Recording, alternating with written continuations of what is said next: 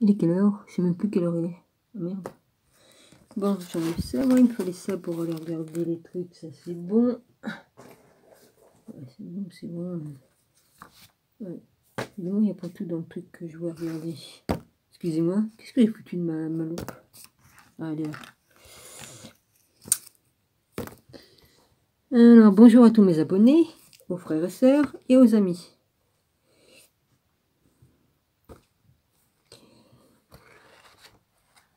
Ah, c'est bizarre, j'ai regardé ma dernière vidéo que j'ai fait, et tout est bleu dans ma maison, c'est bizarre. Ouais, ça le refait encore, là. Et je me trouve dans un truc qui est tout bleu. Alors que j'ai pas de lampe bleue, hein. Là, j'ai une lampe d'allumée, mais là, dans l'autre, j'avais pas de lampe d'allumée, je crois. Le plafond était pas allumé, je crois. Parce qu'il faisait jour, je crois, il y avait juste ma lampe là. Oh, c'est bizarre. Enfin, bref. J'étais arrêté où, moi? Ah oui, j'étais arrêté là. Ok. Je vais reprendre un petit peu au-dessus. Ok, je vais reprendre un petit peu au-dessus. Alors, je suis dans le frère de Jésus.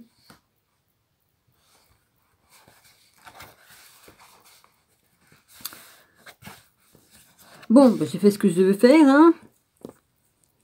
C'est très bien ainsi. Alors, ces possibilités, j'étais arrêté là, mais je vais reprendre sur le numéro 4. Ouais.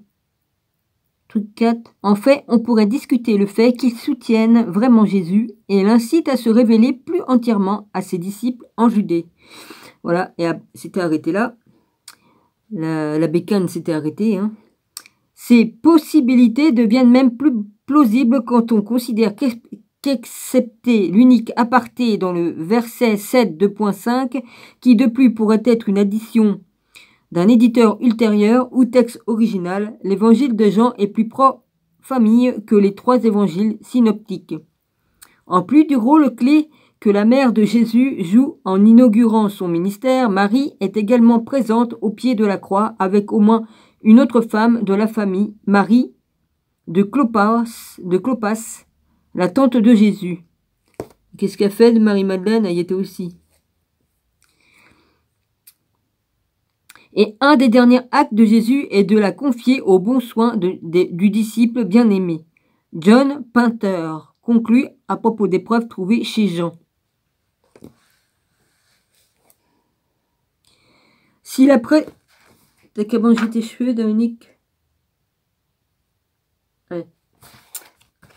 Ah, puis j'ai pas mis mon truc là pour tenir, hein, ça serait mieux. Alors... Ouais, mais ça me fait de l'ombre. Oh, merde. Alors... Merde, je sais plus où, moi. Ah oui. Si la présence des frères aux côtés de Jésus durant son ministère n'avait pas été traditionnelle, ils n'auraient pas joué de rôle dans le récit de l'évangile, même dans l'interprétation de leur rôle par l'évangéliste. Ils sont décrits comme des disciples faillibles plutôt que comme des non-croyants complets. En cela, leur description ne diffère pas beaucoup de celle des disciples. L'effet général conduit le lecteur à la conclusion que la mère et les frères de Jésus étaient parmi ses intimes sympathisants. 23 Ibid, 17-18.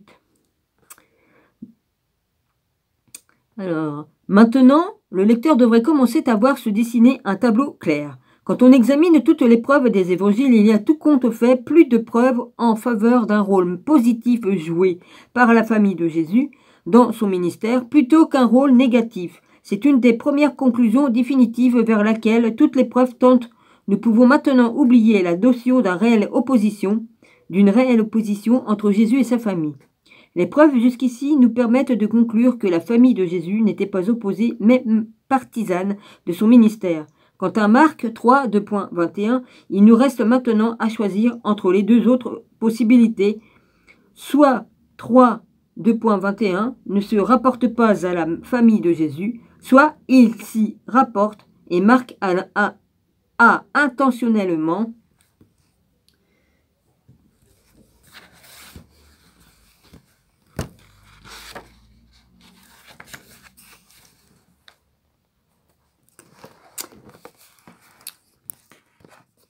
Ah, puis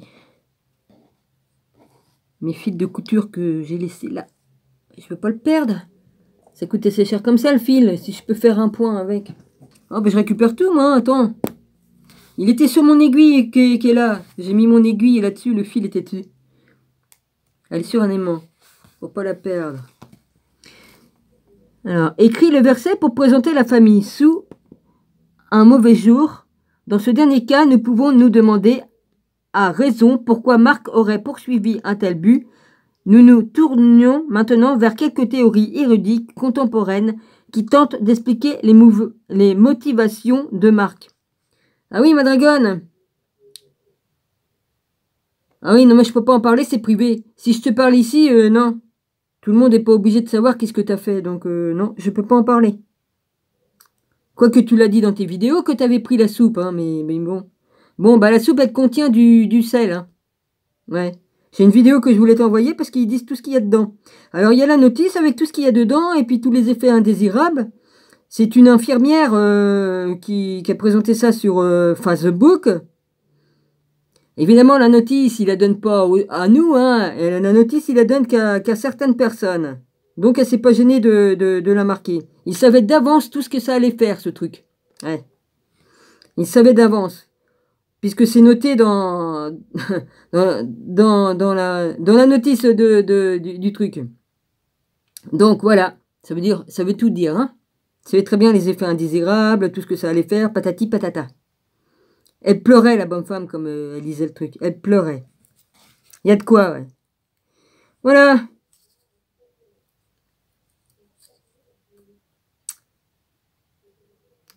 Ah, bah la soupe pour... hein. Voilà, Adolphe a fait les choses en 39-45. Bah ici, ils font la même chose, mais mondialement. Voilà. Et encore, je dis pas tout, hein, parce que j'ai pas envie d'avoir des problèmes, mais... Voilà. Il y a eu que du mensonge et de la manipulation. Ouais, enfin bref, je continue ma lecture. Donc il y a du sel dedans pour ceux qui sont allergiques au sel, hein. Bah. Et puis pour ceux qui font de l'asthme, le prenez pas non plus. Et puis pour ceux qui ont des thromboses ou des varices ou qui ont eu des problèmes au cerveau, hein, un coup à la tête ou qui ont un anévrisme, qui a un problème, ne prenez pas non plus.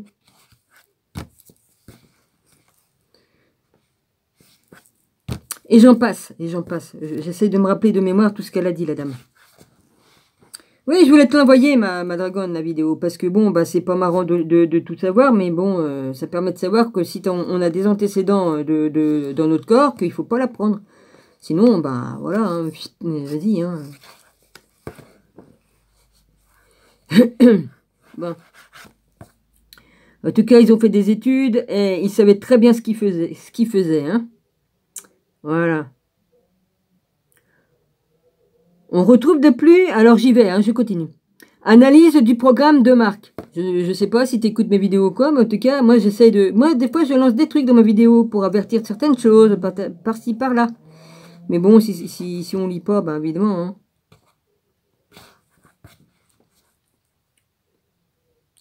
Pourquoi qu'ils mettent du sel dedans?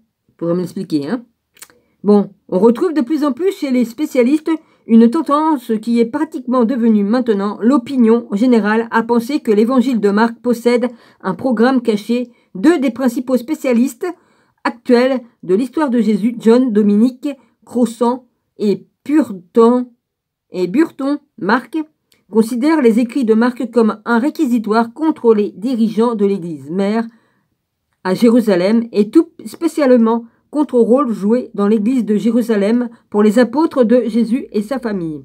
Cette idée est plutôt surprenante, vient d'une théorie d'abord répandue au début des années 70 par Theodore Winden, dont son livre Marc Tradition in conflit, basé sur sa thèse de doctorat.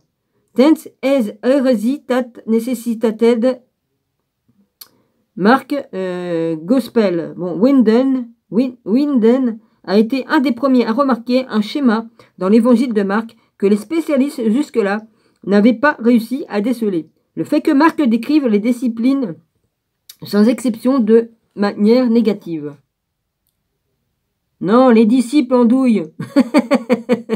Ah, je me moque de moi-même. Oh punaise. Les spécialistes jusque-là n'avaient pas réussi à déceler le fait que Marc décrive les disciples sans exception de manière négative. Ce que, 3 points, il manque un mot ou je sais pas quoi, les spécialistes ont refusé de prendre en compte, c'est la possibilité que ces épisodes retrouvés chez Marc dans lesquels les disciples sont présentés sous un jour vraiment défavorable, soit peut-être plus que seulement le résultat de la transmission de la tradition ou la conséquence du développement d'un motif théologique. Ah bah là, il a rallumé sa télé, alors j'espère qu'il va pas recommencer, parce que là, j'ai été au calme ce matin, j'étais au calme là, bah je verrai bien. Hein. Ils n'ont pas réussi à prendre sérieusement en considération la possibilité que l'évangéliste ait peut-être attaqué les disciples intentionnellement pour quelque raison que ce soit. Oui, parce que mon cher voisin, il m'a expliqué, oui, je vais avoir mes appareils pour mes oreilles, il m'a déjà fait le coup, hein, parce qu'il faut qu'il fasse des réglages. Oui, enfin bref. Il faut qu'il fasse des réglages, c'est ça. Bah dis donc, ils sont plutôt longs à faire le réglage, parce que depuis, il me l'a déjà dit, ce truc-là, il y a plus d'1 an. Hein. Ouais. Puis il me dit, ouais, comme ça, ouais, t'entendras plus la télé trop forte, parce que je vais avoir mes appareils. Oui, oui, oui. Il ment tellement que... Bon, bah voilà. Excusez-moi. Ce que les spécialistes ont refusé de prendre en compte, c'était la possibilité que ces épisodes retrouvés chez Marc, dans lequel les disciples sont présentés sous un jour vraiment défavorable, soit peut-être plus que seulement le résultat de la transmission de la tradition ou la conséquence du développement d'un motif théologique. Ils n'ont pas réussi à prendre sérieusement en considération la possibilité que l'évangéliste ait peut-être attaqué les disciples intentionnellement pour quelque raison que ce soit. Numéro 25. Alors il y a 24. Pour un résumé des opinions de Marc, voir A Myth of Innocence, Marc, mais c'est marqué avec un K au bout, Ant Christian, origine Philadelphia, Fortress, 1988, en particulier page 88-91. Non, oui, c'est ça. Pour un résumé des opinions croissantes, voir Marc Ante, relative of Jésus, Novum Testamentum, 15, 1973, 81-113. 25, Théodore, J. Winden, Marc, Tradition, in Conflit, Philadelphia, Fortress, 1971. Année 73, je me rappelle de certaines choses. J'avais 11 ans. Oui, parce que 62 à 72, ça fait 10 ans. 73, ça fait 11 ans. Il s'est passé des trucs.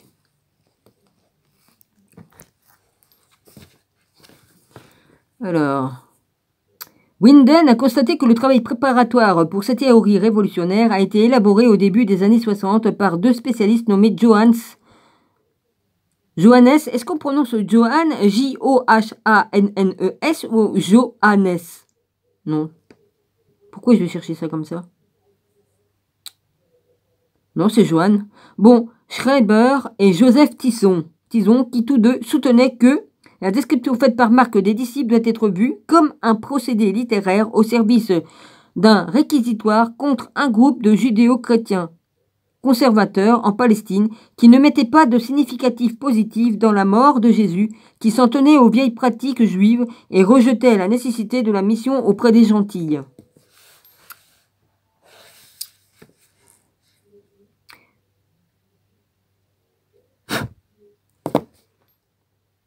Bon, pour l'instant, c'est pas trop fort, mais bon, je verrai bien.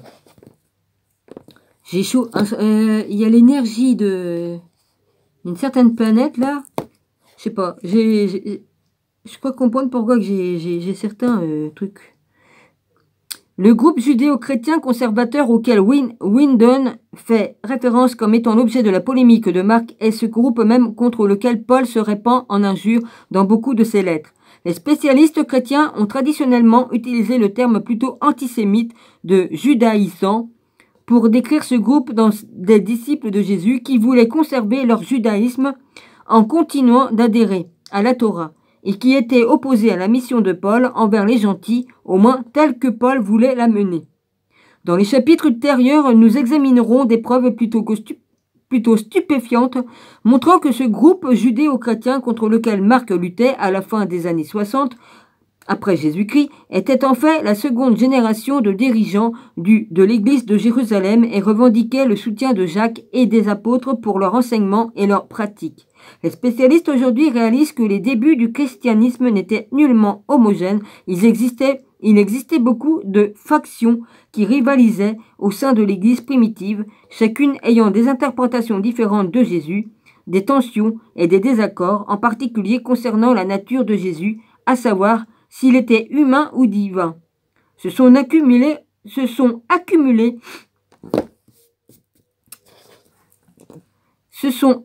au fur et à mesure des années et furent finalement résolus, certainement pas à la satisfaction générale, lors du concile de Nicée en 325 après Jésus-Christ. À partir de ce jour-là, ceux qui n'étaient pas d'accord avec le vote majoritaire de Nicée furent déclarés hérétiques. Ouais. Toi, tu dois brûler en enfer, toi, celui-là qui a fait ça. Hein, ouais. Ces désaccords entre les diverses communautés chrétiennes au IVe siècle avaient déjà leur origine dans les toutes premières communautés chrétiennes du 1er siècle, en particulier en ce qui concernait les interprétations concurrentes de Jésus soutenues par les toutes premières communautés judéo-chrétiennes et pagano-chrétiens, ainsi que nous l'avons constaté plus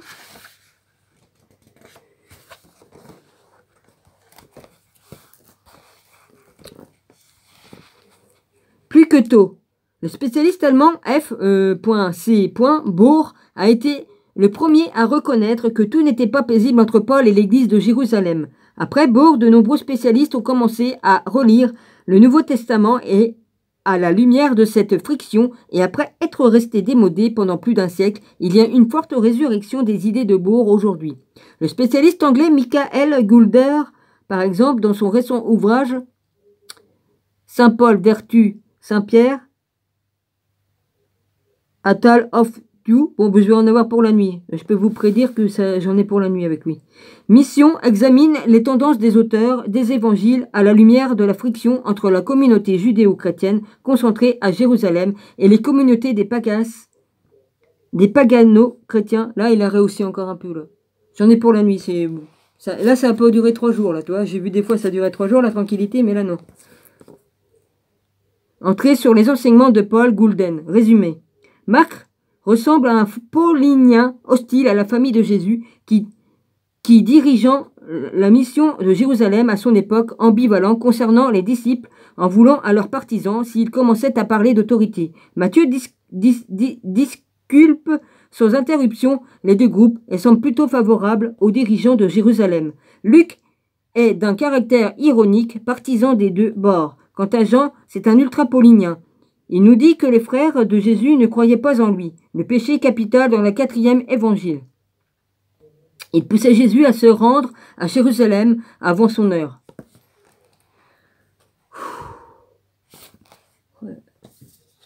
Excusez-moi. Oui, puis j'ai mangé tout à l'heure. Mais c'est pas ça qui fait ça. Non, c'est pas ça, ça me l'a fait avant. Ça m'a fait avant. Excusez-moi, je suis obligée de m'éventer. Oh, excusez-moi. J'ai l'impression d'être retourné au XVIIIe siècle avec un éventail. J'en avais un éventail espagnol. J'avais aussi des éventails chinois. Ils étaient beaux, chinois et japonais. Gilles m'avait amené ça comme il allait à la Tour d'Or, je sais plus comment que ça s'appelle. Oh, je sais plus, à la cloche, c'est quoi, à Paris, là, le grand restaurant japonais, chinois, là, vietnamien, je sais plus. Là. À la Cloche d'Or, je crois que ça s'appelait, je sais plus. Bah, tout ce qui me reste, c'est les baguettes pour manger avec des baguettes. Voilà, je les ai encore, les baguettes pour manger à la baguette. Je sais m'en servir dès demain. Ouais, je suis en bidex. Oh la vache. Non, il y a longtemps que ma ménopause, elle est passée. Hein. C'est pas ma ménopause, les gars. Il y a longtemps que je l'ai. Que je l'ai eu. Hein. Je l'ai eu à 42 ans, ma ménopause. Vers 42 ans. Hein. Oui, je raconte ma vie. Oh, bah, de toute façon, c'est la nature, hein. Tout le monde y passe, hein. Toutes les familles passent par là, hein. Bon, Goulder remarque que Matthieu et Luc écartent l'animosité envers la famille que l'on trouve dans l'évangile de Marc et propose l'explication suivante. Matthieu et Luc semblent présenter une tendance à innocenter la famille de Jésus et nous pourrions expliquer ceci par le fait qu'il était beaucoup plus favorable à l'église de Jérusalem que Marc ne l'était dans le cas de Luc. Nous sommes sûrs que c'était le cas car nous avons en notre possession un second livre écrit par Luc, les Actes des Apôtres. 3 points. Pierre et les 11 autres sont les héros dans les CHS. Alors, je ne sais pas ce que c'est. Je ne sais plus. 1-12. Et Paul est les héros dans les CHS 13. C'est quoi je me rappelle plus que c'est ça. Les chroniques, ça doit être ça. CHS, c'est les chroniques, je crois. 13-28. Et dans le CH15, alors là, il n'y a pas de S. Lorsque l'on aborde la question des gentils conservant la loi, tout le monde est d'accord avec Paul. Les gentils ne sont pas faits pour l'observer. Nous savons donc que Luc était un paulinien libéral. 3 points. Mais il désire que l'Église soit unifiée et que les deux missions soient réconciliées. Et il ne racontera pas d'histoire dans lesquelles la famille de Jésus aura une image négative. Numéro 28. Numéro 28. Je vais me prendre dans mes cheveux. C'est chiant. Oh, j'ai pas pris le temps de me refaire la natte. C'est pas grave. Il faut que les cheveux respirent. Bon.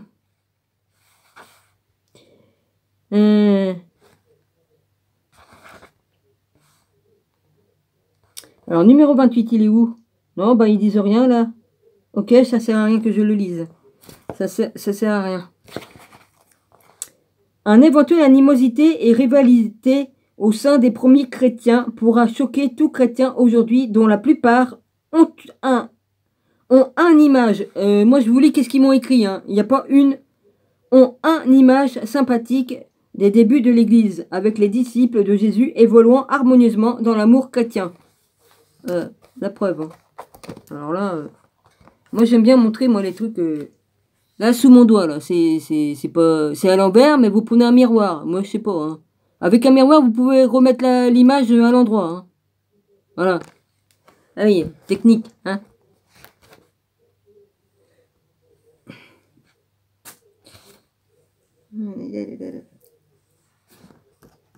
Les cheveux, ils sont assez longs pour rester derrière. Pourquoi vous m'embêtez à revenir devant tout le temps? Hein? Dans l'amour négatif. Bon, bah là, il n'y a rien. Une éventuelle animosité et rivalité au sein des premiers chrétiens pourra choquer tout chrétien aujourd'hui, dont la plupart ont une image sympathique des débuts de l'Église, avec les disciples de Jésus évoluant harmonieusement dans l'amour chrétien. Là, il y a une virgule ou un point? Non, c'est un point. Je crois que ça a l'air d'être un point. Je relis, oui, je sais, j'ai relu le morceau. En réalité, ce n'était vraiment pas le cas. Dans le chapitre suivant, nous allons commencer à voir l'histoire exacte des scandales, des insultes et des coups de poignard dans le dos. Oh mon Dieu. Moi, c'est pas des poignards que j'ai pris dans le dos, c'est des balles. En 40, ouais, bon. En toute justice, il conviendrait de souligner que quelques spécialistes mettent en garde contre un intérêt accru pour les idées polémiques des auteurs évangéliques. Ceci nous empêche de prendre en compte d'autres explications concernant leur attitude qui se dégage de leur écrit. Ernest Best, par exemple, a déclaré qu'il apparaît que trop d'experts du Nouveau Testament aujourd'hui commencent par se demander contre qui est-ce écrit. Best pense que Marc a peut-être décrit l'hostilité de la famille de Jésus, non pas dans le but de créer une polémique contre eux, mais dans le but d'encourager les chrétiens qui subissaient une opposition de la part de leur propre famille parce qu'ils devenaient chrétiens.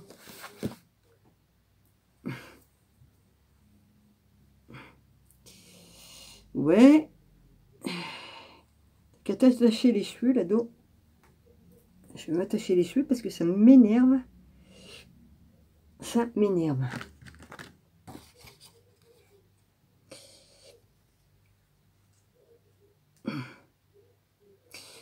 Voilà, merde, ça tire.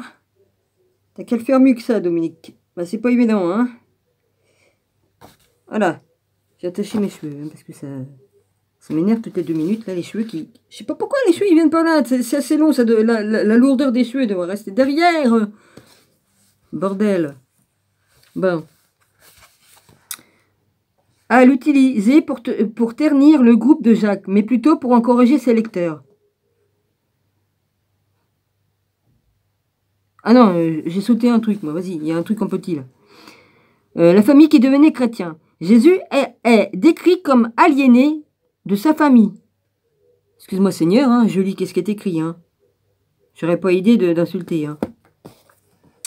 Nombreux sont ceux appartenant à la communauté de Marc et qui ont vécu une telle aliénation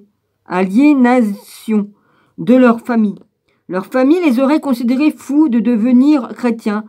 Ainsi, l'exemple de la famille de Jésus est utilisé comme une homélie dont le but d'enseigner historiquement, ils ont dû présenter une telle opposition. En tout cas, la tradition de Marc va dans ce sens.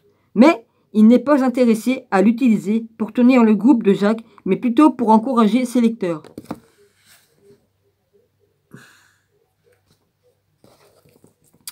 « 29. Cette citation et la précédente sont issues de Best Marc 3.20,21, 31-35, non, il n'y a pas de A. Et 317. 30, cette citation est la suivante. Sont issues du croissant Marc Ante relative of Jésus. 110-12. Ok. Pour ce qui est d'une réelle animosité entre Jésus et sa famille, notez bien que Best n'ira pas jusqu'à dire que la tradition de Marc va dans ce sens. Comme nous l'avons souligné, ce qui était dans la tradition orale ou deuxième étape ne se trouvait pas nécessairement dans l'histoire réelle de la première étape. John Dominique avec un C au bout, c'est tout, Croissant pense qu'il y a peut-être eu des tensions entre Jésus et sa famille dans la tradition qui a été transmise à Marc. Mais Marc intensifie cette animosité à des fins polémiques. Même si il existait avant Marc des preuves de tension entre Jésus et sa famille dans la tradition, c'est Marc lui-même qui, il y a un petit chiffre 1, a assimilé leur tentative de maîtriser Jésus, qu'il pensait fou, à l'accusation des scribes de Jérusalem qui le pensaient posséder. 3 points. Et après, il y a 2 i côte-côte. Alors, je sais pas ce que ça veut dire. Entre parenthèses, entre 2 demi-cercles. A nommé les membres de la famille par leur prénom et a ajouté ensuite que ceux-ci également ne l'honoraient pas. 6, 2 points, 1-6. Numéro 30. Cette citation est la suivante. Sans issue de croissant. Oui, bah je l'ai lu ça, vas-y, c'est ça. Oui, c'est ça qui correspondait au truc. D'accord.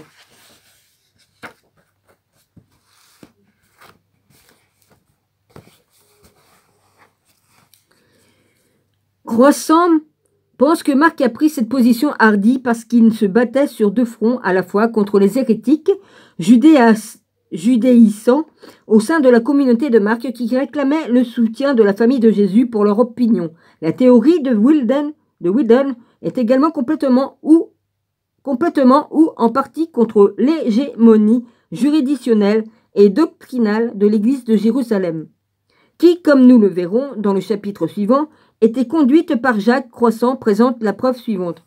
Ah ouais, j'ai préparé ma commande de mon téléphone. Je la mettrai demain.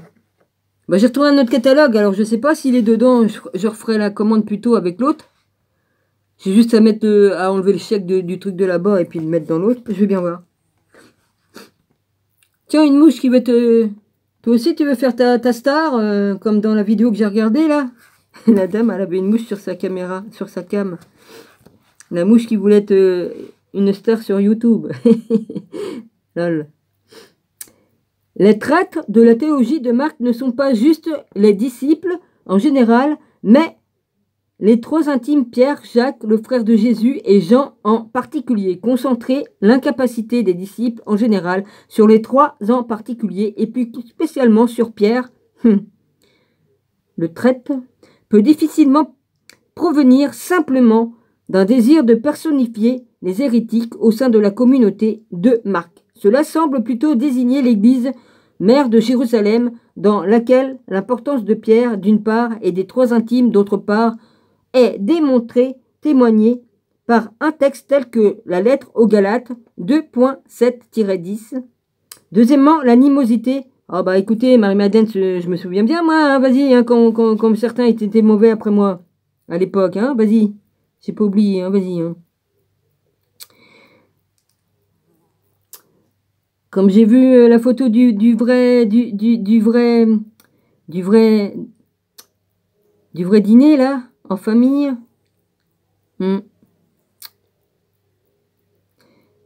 Jérusalem, dans laquelle l'importance de Pierre, d'une part, et des trois intimes, d'autre part, est démontrée, témoignée par un texte tel que la lettre aux Galates 2.7-10. Deuxièmement, l'animosité de Marc envers la famille de Jésus est également dirigée contre l'église de Jérusalem parce que c'est en son sein que Jacques, le frère du Seigneur, devint important. Le réquisitoire contre les disciples et la réquisitoire contre les proches se croisent comme un réquisitoire contre l'hégémonie juridictionnelle de la Sainte Mère, l'Église de Jérusalem. Oui, le repas, là, le dernier repas. Non, mais vas-y, fais ta star. Te gêne pas, hein, vas-y, t'in.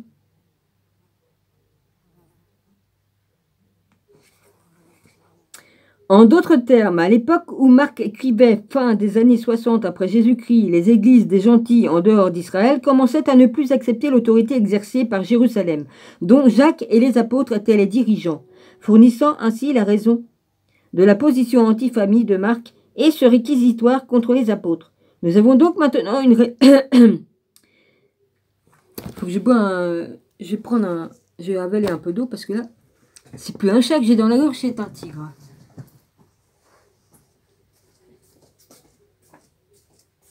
Voilà.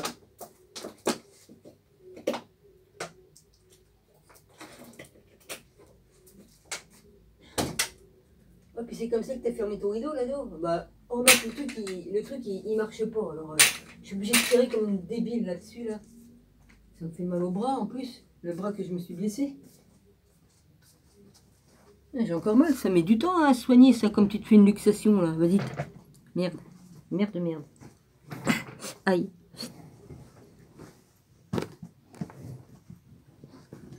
Bon. Du coup, je sais plus d'où j'en suis. En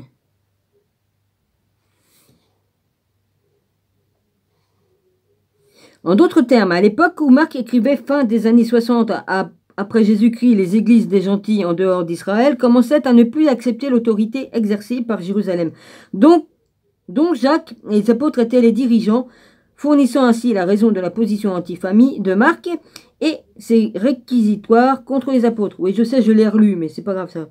Nous avons donc maintenant une raison pouvant expliquer le portrait défavorable de la famille de Jésus dans le verset 3, 2.21 de l'évangile de Marc.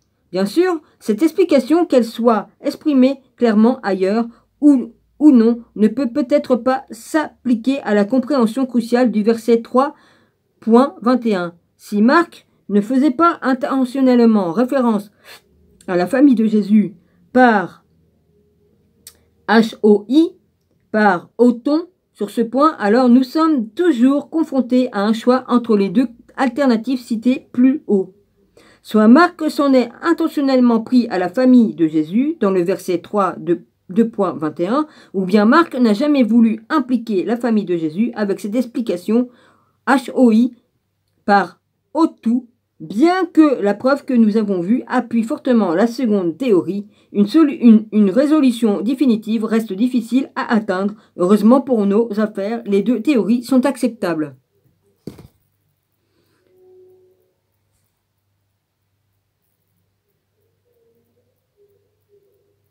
Et c'est reparti comme en 40. Oh putain, 40, j'en ai marre. Hein. Il m'a assassiné dans les années 40, et vas-y. Oh la vache.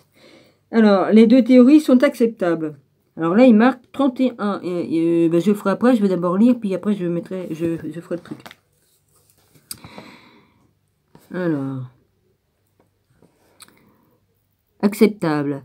Parce qu'aucune n'est désormais plus un obstacle pour notre principale première revendication, à savoir que la famille de Jésus était partisane de son ministère avant la résurrection. Peu importe l'intention de Marc dans le verset 3 de point 21.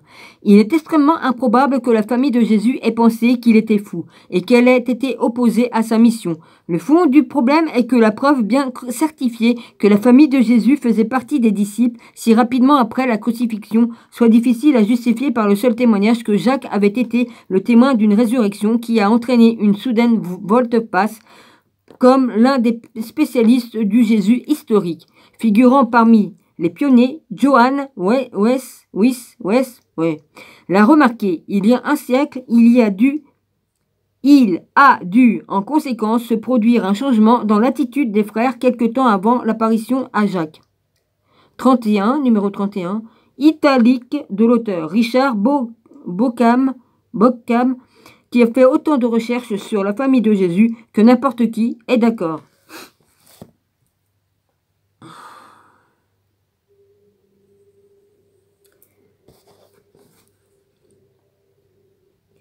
Si Jacques n'était en aucun cas un disciple de Jésus avant sa rencontre avec le Christ ressuscité, cette apparition de la résurrection serait comparable uniquement à l'apparition à Paul. Il est plus probable de suggérer que Jacques appartenait déjà au cercle des disciples de Jésus. Numéro 32. Italique de l'auteur. En d'autres termes, Jésus est apparu à Jacques après sa résurrection, non pas parce que Jacques ne croyait pas, mais précisément parce qu'il croyait. Wyss, comme Bauckham, cependant, travaille encore avec l'hypothèse de l'ancien paradigme que la famille de Jésus était au départ opposée à sa mission, mais qu'à un moment donné, ils ont changé d'avis et sont devenus des partisans. Notre travail dans ce chapitre n'est pas la destruction du paradigme en elle-même, pardon. Ça va pas, Dominique. Le paradigme en elle-même, cependant en réévaluant la relation entre Jésus et sa famille comme elle est représentée dans le Nouveau Testament. Nous avons changé une petite partie du tableau que la plupart des experts bibliques des 2 derniers millénaires ont considéré comme la vérité et nous avons ouvert la voie à une révision plus approfondie de notre compréhension de l'un des personnages centraux dans le Nouveau Testament. Et la nature du premier christianisme lui-même ainsi convaincante qu'aient été les preuves textuelles présentées dans ce chapitre, cette conclusion ne sont pas de celles que l'on peut... Alors, attends, Johann, numéro 31, ouais, ça sert à rien que je lis ça. Ok, je vais directement de l'autre côté.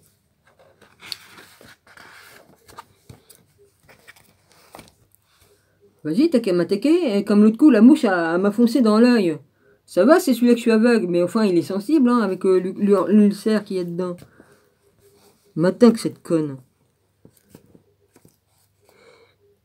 Bah, l'autre jour, j'ai fait, je sais plus ce que j'ai fait. Ah oui, j'étais en train de faire bouillir ma compote. La compote, elle a fait ploup, et je l'ai pris dans l'œil, le truc bouillant. J'ai dit merde, j'ai pas de bol. Pour ça, j'ai dit merde, non. Je suis maudite, c'est pas possible. Mais avec 2-3 couilles. Ah bah, c'est pas grave. Alors, tirer uniquement sur des preuves, bah, je pouvais le prendre là, je pouvais le prendre là. Non, directement là, où il faut pas, hein. Enfin bref, bon, par là, ça n'aurait pas été mieux, remarquez, vous me direz. Tirer uniquement sur des preuves textuelles. Donc, nous allons maintenant chercher à découvrir plus de confirmations en faisant une analyse historique de la première église chrétienne. Mais avant d'aller plus en avant dans notre étude, arrêtons-nous pour faire le point sur les preuves pour voir où elles nous ont conduit jusqu'ici. La foi de la famille. J'ai mal au dos.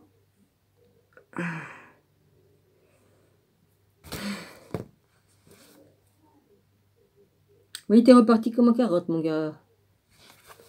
T'avises plus jamais à me menacer, crois-moi, parce que si j'avais eu un appareil qui enregistre, crois-moi, ça aurait bien servi, ça. Ouais. Enfin, moi, je suis pas le genre à aller enregistrer mes discussions, comme je vais engueuler le voisin. Oh, je l'ai engueulé, j'ai dit que j'ai pas été grossière, hein. Je lui ai dit que c'était pas... qu'il avait pas lieu de faire ça à 4 h du matin, non mais...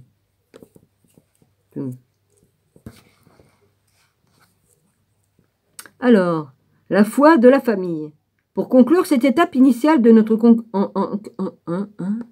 je l'ai lu ça ou pas? Je sais même plus. Je deviens dingo, moi. Puis si je parlais moins entre deux, je saurais où c'est que je me retrouve. Hein. Ouais. La foi de la famille. Bah oui, bah je suis là, Andouille. Andouille, t'en es là. Pour conclure cette étape initiale de notre enquête sur la représentation de Jacques et de la famille de Jésus dans les évangiles, résumons ainsi nos conclusions. Malgré le manque de certitude au sujet de l'intention de Marc dans l'emploi du terme HOI par autant, dans le verset 3.3.21, il n'y a rien dans les évangiles qui montre de façon irréfutable que la famille de Jésus lui était opposée durant son ministère. Les deux principaux spécialistes qui ont réalisé les enquêtes les plus approfondies sur ces sujets, Punter et Bauckham, sont parvenus pour l'essentiel à la même conclusion que la mère et les frères de Jésus étaient partisans de son ministère. Quelque temps avant la crucifixion, leurs conclusions identiques sont d'autant plus significatives que Punter et Bauckham se sont pas dans le même camp théologique. John Punter est libéral, un disciple de Rudolf Bultmann, tandis que Richard Bauckham est un spécialiste chrétien plus conservateur. Bauckham, étant les plus prudents des deux, hésite à dire que les membres de la famille de Jésus étaient des disciples dès le commencement de son ministère, ou même une part essentielle de ses disciples, comme le dit Punter. Voyons le dernier élément du témoignage que Bauckham sur la famille de Jésus. À partir, 3 points, plus loin, des évangiles, nous pouvons tirer les conclusions suivantes. Ça se trouve, j'ai déjà lu ça, je sais pas. Bon alors, pendant son ministère, les relations de Jésus avec sa famille n'étaient pas tout à fait lisses. Au moins pendant une partie de son ministère, il ne faisait pas partie de ses disciples.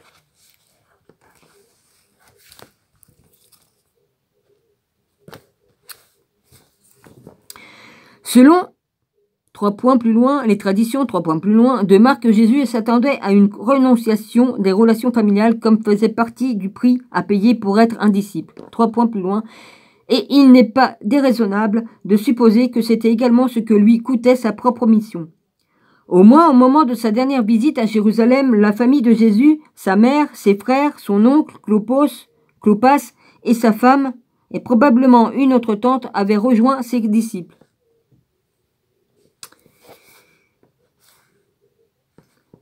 Personnellement, je pense que le conservatisme de Bauckham le rend un peu trop circonspect ici. Il est d'accord avec Punter sur le fait que les membres de la famille de Jésus étaient des disciples avant la crucifixion et que l'explication traditionnelle de la conversion de Jacques seulement après l'apparition de la résurrection ne rend pas compte des données. Pourquoi alors Bauckham estime qu'il n'est pas toujours fait partie du ministère de Jésus? Il pense qu'ils sont devenus des disciples au cours du ministère de Jésus qui a duré au maximum entre 1 et 3 ans. Si la famille de Jésus avait été sceptique sur sa mission au début, comme Bauckham le prétend, nous sommes toujours confrontés au fait de savoir ce qui les a fait changer d'avis, certainement pas la résurrection puisqu'elle n'avait toujours pas eu lieu. Cette question persistante me pousse à tomber d'accord avec Punter et il est bien probable que la famille de Jésus ait toujours représenté une part essentielle de ses disciples. Cette conclusion est la conclusion la plus sensée que l'on puisse tirer de toutes les preuves sans laisser de questions en suspens ou sans omettre de détails. Une telle conclusion ne signifierait pas cependant que la famille de Jésus ait toujours été entièrement d'accord avec lui, même si, et peut-être particulièrement si, il croyait qu'il était le Messie. Si vraiment la famille de Jésus faisait partie de son ministère parce qu'il croyait qu'il était le Messie, une notion que l'on abordera plus tard, il y aurait presque certainement eu des périodes de débats passionnés et de désaccords. Et c'est peut-être cette partie de la tradition historique que Marc a acquis, des désaccords entre Jésus et sa famille, aurait probablement surgi à propos de certaines des mêmes questions qui suscitaient également une opposition de la part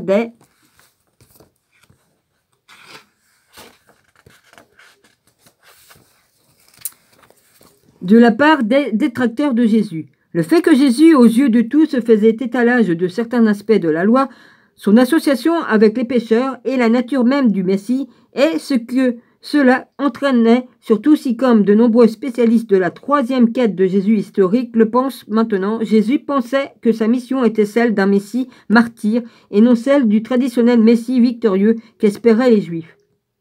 Ce raisonnement rend compte de toutes les données à notre disposition. Il n'explique pas seulement le fait que les membres de la famille soient devenus des disciples de façon apparemment soudaine après la crucifixion. Ça n'était pas soudain, mais il rend compte également de la présence dans la tradition d'une opposition entre Jésus et sa famille, sans compter sur des théories polémiques, bien que des polémiques étaient certainement impliquées dans une certaine mesure. Et si Marc et Jean écrivaient sur un ton polémique, notre théorie est d'autant plus renforcée pour soutenir plus encore le nouveau paradigme que nous commençons à construire. Commençons maintenant la phase 2 de notre quête, où nous concentrons sur l'église de Jérusalem et en commençant par un examen de la représentation de Jacques dans le livre des Actes des Apôtres et dans les lettres de Paul. Voilà, j'ai fini le deuxième.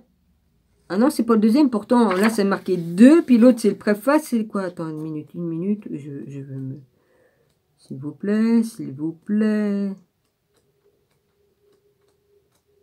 Ouais. Là, c'est marqué 2. Et puis là, c'est marqué 2 aussi. La nature de l'église de Jérusalem. Numéro 2. Donc, c'est... Voilà. Maintenant, je suis au chapitre 3.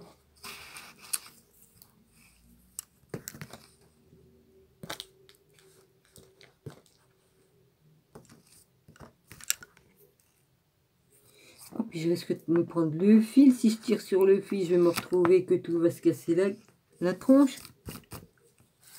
Alors, Jacques de Jérusalem, le témoignage de Luc et Paul. Ensuite, après 3 ans, je montais à Jérusalem, rendre visite à Céphas et demeurai auprès de lui 15 jours.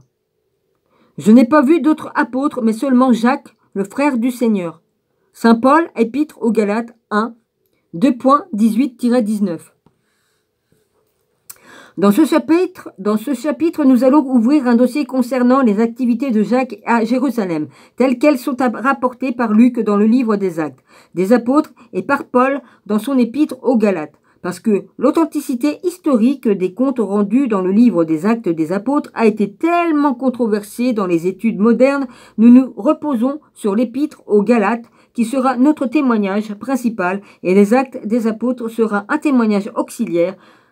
On aura aussi des bases historiques plus solides. Après tout, Paul était là. Son récit est celui d'un témoin direct, tandis que les Actes des Apôtres est une tentative ultérieure d'un historien de rassembler ces mêmes événements. Néanmoins, on peut glaner tellement d'informations historiques dans les Actes des Apôtres que nous les examinons dans le détail. La plupart des spécialistes pensent qu'aujourd'hui que l'épître aux Galates a été écrite autour de l'an 55 et les Actes plus tard. Entre 85 et 90, ce qui ne veut pas dire que le récit de Paul soit toujours plus précis. Paul avait ses partis pris personnels qui ont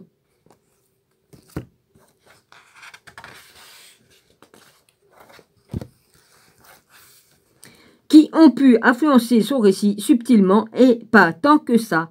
En particulier, peut-être dans ses débats passionnés, dans les épîtres aux Galates. Dans cet épître, il donne cet argument contre l'enseignement de quelques chefs judéo-chrétiens affluents qui ont essayé de convaincre les gentils à Galade qu'ils avaient besoin d'être circoncis et d'obéir à la loi de Moïse pour atteindre le salut. Le débat de Paul est passionné et bien sûr, il faudra prendre en compte son programme personnel quand on analysera la précision historique de son texte. Comme on le sait cependant, Luc avait son propre programme qui influait sur sa représentation de l'évolution de la première église. L'éminent John Mayer, spécialiste catholique de l'histoire de Jésus, a bien résumé le savant débat concernant l'authenticité historique de la représentation de la première église faite par Luc dans les Actes des Apôtres.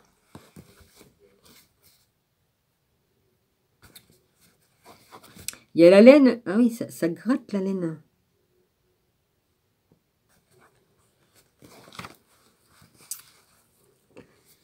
Alors, l'auteur des Actes est connu pour avoir une tendance à aplanir les luttes violentes des débuts de l'Église. Les spécialistes de Luc discutent toujours pour savoir jusqu'à quel point sa vision pacifique a façonné son récit et enfin dans quelle mesure il appréciait les sources sérieuses concernant les débuts du christianisme.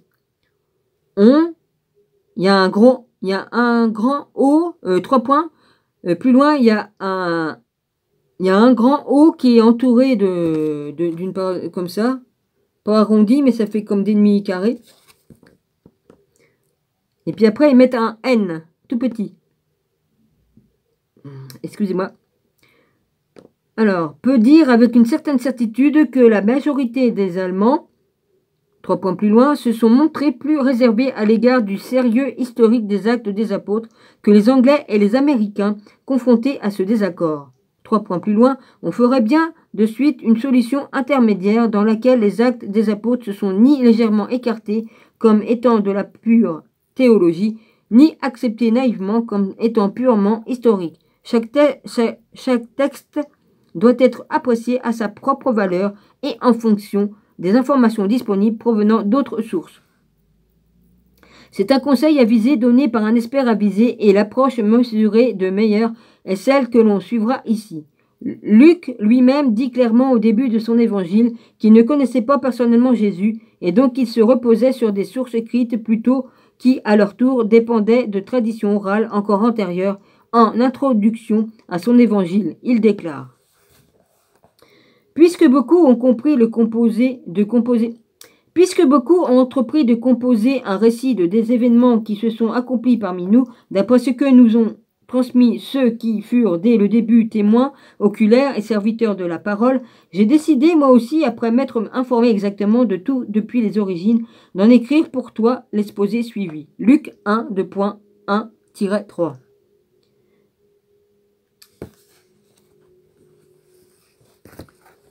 Bon, j'ai eu du silence pendant un moment, ça m'a fait du bien.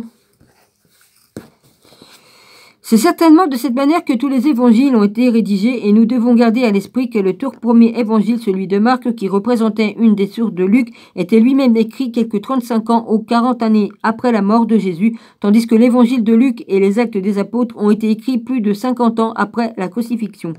La raison de ce délai est que la première communauté chrétienne ne voyait pas le besoin de consigner son histoire par écrit, car ils attendaient le retour de Jésus incessamment. Ce ne fut seulement que des dizaines d'années plus tard, quand il devint évident que Jésus ne reviendrait pas, le retour de Jésus est connu des experts sous le terme grec parousia. Aussi vite que l'on espérait que le besoin de consigner les faits par écrit est devenu nécessaire. Au vu du long intervalle entre les événements eux-mêmes et les écrits de Luc, C 85-90, heureusement que nous avons les comptes rendus de première main de Paul dans la deuxième épître aux Galates. 2. D'une des sections clés des actes des apôtres concernant Jacques, il s'agit de la très importante conférence de Jérusalem dans les actes des apôtres 15. Il faut noter cependant qu'une des questions les plus débattues dans les études sur le Nouveau Testament est de savoir si ces deux passages font référence au même événement. L'autre passage clé dans les actes des apôtres dans lequel Jacques joue un rôle est le récit du dernier séjour de Paul à Jérusalem, que malheureusement nous ne pouvons mettre en balance avec un récit parallèle de Paul. Heureusement, c'est l'une des sections des actes qui ont été écrites à la première personne et qui passent pour être des comptes rendus du témoignage oculaire. Au vu de telles difficultés, faire le tri parmi les comptes rendus de Luc et de Paul afin de découvrir des preuves historiques sérieuses sur Jacques nécessaire une analyse minutieuse. En gardant à l'esprit les avertissements précédents, penchons-nous avec un vif intérêt sur les tout premiers jours de Jacques à Jérusalem. Jacques à Jérusalem. Comme nous l'avons déjà vu, on nous apprend que dans le tout premier chapitre des Actes des Apôtres, que les apôtres sont restés ensemble à Jérusalem après l'ascension de Jésus.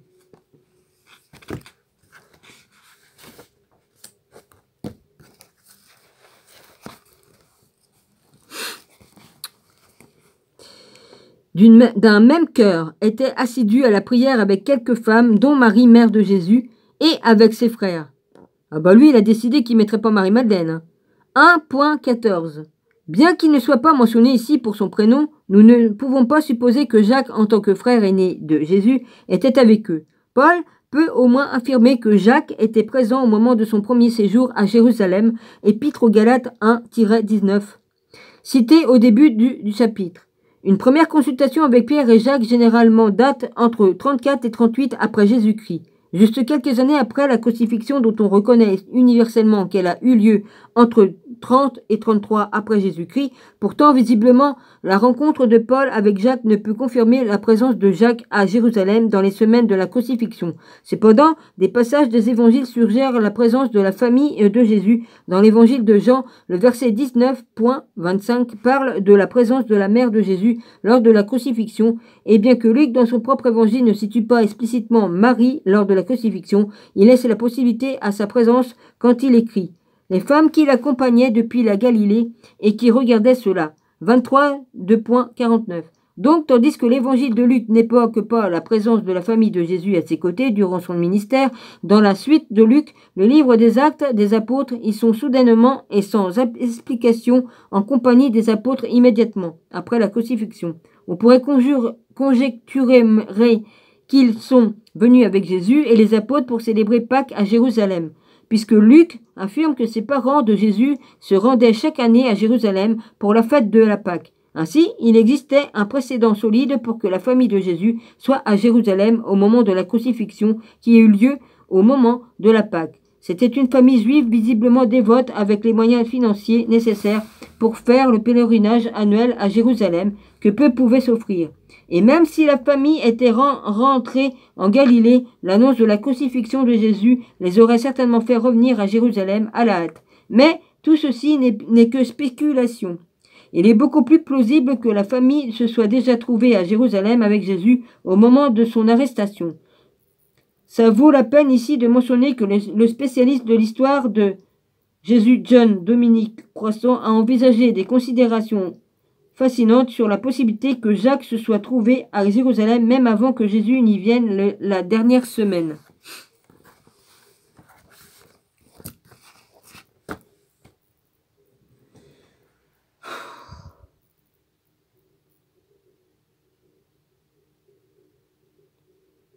Je fais une petite pause, excusez-moi.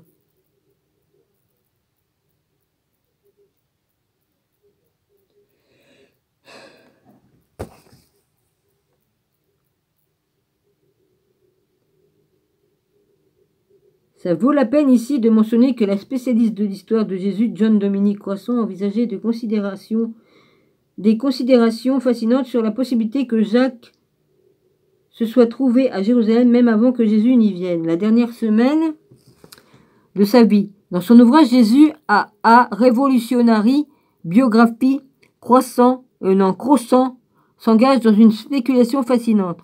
Combien de temps Jacques a passé à Jérusalem? Nous savons avec certitude, 3 points, un peu plus loin, qu'il s'y trouvait à peu près en 38 après Jésus-Christ. Comme Paul l'a rencontré pour la première fois, n'est-il venu ici qu'après l'exécution de Jésus? Où était-il? Là, depuis longtemps. Je réalise à quel point, 3 points plus loin, ce sont des hypothèses, mais la présence de Jacques à Jérusalem et sa réputation nécessitent beaucoup plus d'explications que ce que l'on nous propose généralement. Croissant reconnaît que sa suggestion est extrêmement hypothétique, mais fonde ses spéculations sur le fait que Jacques ait acquis une position élevée à Jérusalem sur une période de temps extrêmement courte. D'un point de vue logique, il est difficile de croire que les apôtres de Jésus qui avaient été avec lui depuis le début auraient si rapidement donné des rênes à Jacques malgré sa relation avec Jésus. Si Jacques avait été en désaccord avec Jésus et opposé à sa mission, Croissant base également sa conjecture sur la réaction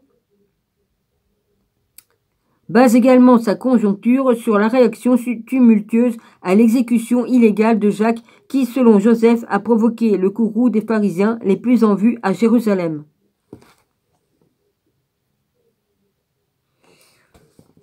Alors, Luc, 3 points, avait lors de sa présentation l'intention de s'exécuter. 1. C'est un 1 ou un N? Non, c'est un T? Oh, je sais pas, c'est bizarre. Cherchait à prouver 3 points plus loin que Jérusalem tenait une place centrale dans le projet divin. Il fait commencer son évangile à Jérusalem. Luc 1.5-23. Et le termine au même endroit. Luc 24.33 1.3-53. Il fait également commencer les actes à Jérusalem, acte 1.3-8, et organise la progression de l'évangile dans l'optique du para quoi? Il faut que j'aille... Ah oui, mais j'ai pas lu le truc qui est en bas, là. Je vous lis le truc en bas avant.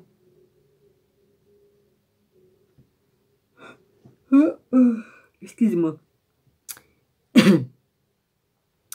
John Dominique Croissant. Jésus. A Revolutionary Biography New York. Harper, San Francisco, 1994,135. En tant qu'un des principaux groupes religieux juifs à l'époque du Nouveau Testament, les pharisiens étaient connus pour leur stricte adhésion à la loi mosaïque et critiquaient le groupe de Sadducéens qui était l'élite aisée au pouvoir responsable du temple de Jérusalem. Les chrétiens d'aujourd'hui connaissent les pharisiens principalement parce qu'ils sont présentés comme des opposants de Jésus dans le Nouveau Testament.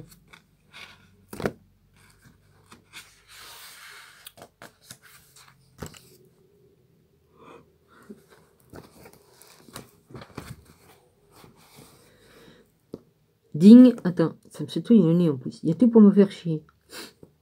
Digme, Jérusalem, Judée, Samarie, extrémité de la terre, acte 1-8. On retrouve également le rôle central de Jérusalem chez Luc, car il situe l'origine de l'Église. Luc 24, acte 1, 3 points. C'est l'endroit où ont lieu les débats théologiques, clé acte 15, et où les décrets sont promulgués, acte 15, 2.19-35. Cependant, ce n'est certainement pas 3 points plus loin, une fiction purement littéraire, mais elle est basée sur la réalité d'après les preuves de notre disposition. Le fait est que Jérusalem était effectivement le centre et l'église mère du mouvement chrétien.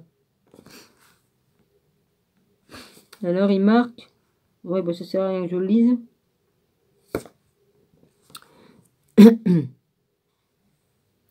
Comme ce commentaire l'exprime clairement, l'intérêt du Luc pour Jérusalem a coutume de l'emporter sur son intérêt pour l'exactitude historique. Il est révélateur que Luc soit le seul évangile qui situe les apparitions de la résurrection de Jésus à Jérusalem plutôt qu'en Galilée.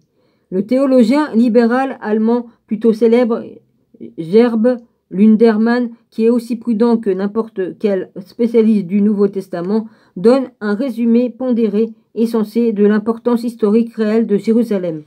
Bien que les comptes rendus des actes concernant les tout débuts du christianisme à Jérusalem soient certainement incorrects, il ne peut y avoir aucun doute sur le fait que peu après la crucifixion de Jésus, un nombre considérable de ses disciples, après avoir quitté la capitale provisoirement, ait créé une église à Jérusalem, ce qui a eu une importance capitale pour le christianisme. En Palestine comme en dehors, et ce jusqu'à la guerre juive. Les premières apparitions de la résurrection ont lieu en Galilée. Marc 16, 2.7, Matthieu 28, 2.16, Jean 21, où les disciples étaient revenus, ou plutôt avaient fui. D'un point de vue historique, Pierre a réorganisé le groupe des 12 en Galilée. Il est retourné à Jérusalem avec eux, ainsi avec Pierre à la tête des 12. Ils ont pris la direction de l'église de Jérusalem, italique de l'auteur. La conjecture de Ludman que les apôtres aient fui en Galilée est certainement logique, car après la crucifixion, les disciples ont dû craindre pour leur propre vie et désirer retourner sur un territoire familier le plus rapidement possible. Retourner sur un territoire familier le plus rapidement possible, leur retour tout aussi précipité à Jérusalem est également logique si l'on considère l'effet galvanisant que les tombeaux vides et les apparitions de la résurrection ont dû avoir sur les disciples.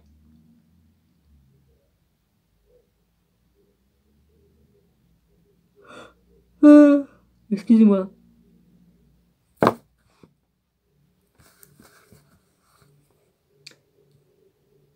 Ont dû avoir sur les disciples leur croyance en un parousie imminente de Jésus. Les aurait poussés à retourner à Jérusalem, car c'est là selon la tradition. Car c'est là la tradition prophétique de l'Ancien Testament que le Messie apparaîtrait et que commencerait le jour du Seigneur. Apocalypse 5. Ici, Il reste à savoir si l'itinéraire de Jacques a été le même que celui des apôtres, étant donné la crainte des disciples pour leur vie après la crucifixion de Jésus. Jacques, en tant que parent proche, aurait encore plus eu à craindre si, comme les évangiles l'affirment et comme la plupart des spécialistes de l'histoire du Jésus s'accordent à le dire, Jésus a été crucifié pour le motif de trahison de l'Empire romain, comme la pancarte de Pilate sur la croix, roi des Juifs, le proclamait clairement. Les Romains auraient effectivement surveillé de près Jacques, s'attendant à ce qu'en tant que frère aîné de Jésus, il soit sur les rangs pour la succession. Les Romains continuaient à surveiller de près tous ceux qui pourraient représenter une menace potentielle à la paix de Rome, la Pax Romana sacrée.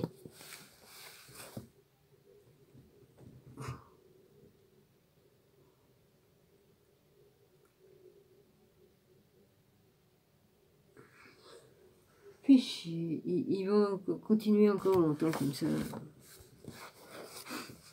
L'apôtre de Jacques, et puis j'ai de l'allergie. Quant à savoir où se trouvait Jacques, en plus des données recueillies chez Luc, nous avons aussi le témoignage inestimable de Paul, témoin oculaire. En fait, nos toutes premières preuves écrites de la présence de Jacques à Jérusalem se trouvent dans l'épître de Paul aux Galates, écrite environ 30 ans après la crucifixion. Dans le premier chapitre de cette lettre, Paul propose un résumé autobiographique, bref, mais inestimable de son activité. À la suite de ses expériences de conversion sur le chemin de Damas, daté généralement entre l'an 32 et l'an 35,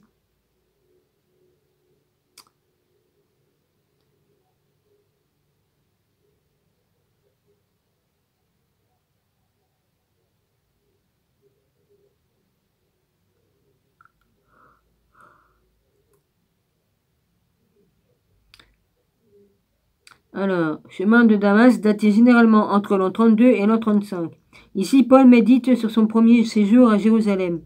Je me suis pas endormi, moi, par hasard.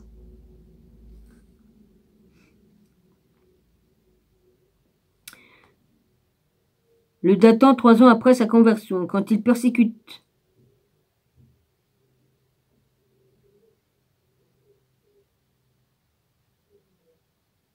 Quand de persécuteur des chrétiens, il est devenu apôtre des gentils. Ensuite, après 3 ans, je montais à Jérusalem rendre visite à Céphas, Pierre, Céphas c'est Pierre, et demeurais auprès de lui 15 jours. Je n'ai pas vu d'autres apôtres, mais seulement Jacques, le frère du Seigneur. Galilée 1.18-19.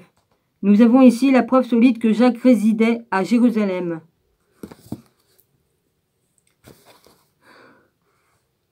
Pour des informations concises sur cette notion et croyance, voir HAWTHORNE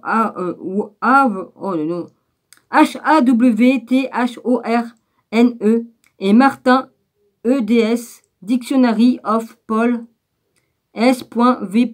Jérusalem 464, Richard Bachman, Jacques James Ante, Jérusalem Church dans The Book of Acts in East. Oh putain, si. Palestinian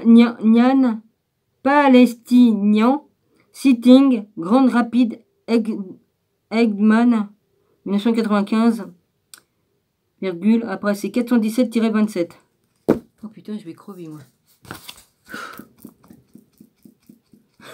Putain, je sais pas ce qu'il m'envoie. Oh la vache.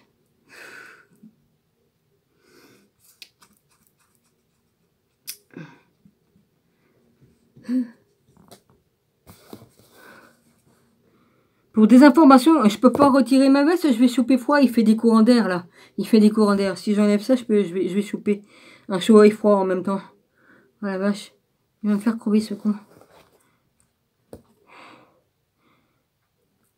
Pour des informations concises sur cette notion et croyance, voir Oh Noir, oui, bah, je l'ai lu, ça, merde. Dominique, arrête tes conneries. Oh la vache.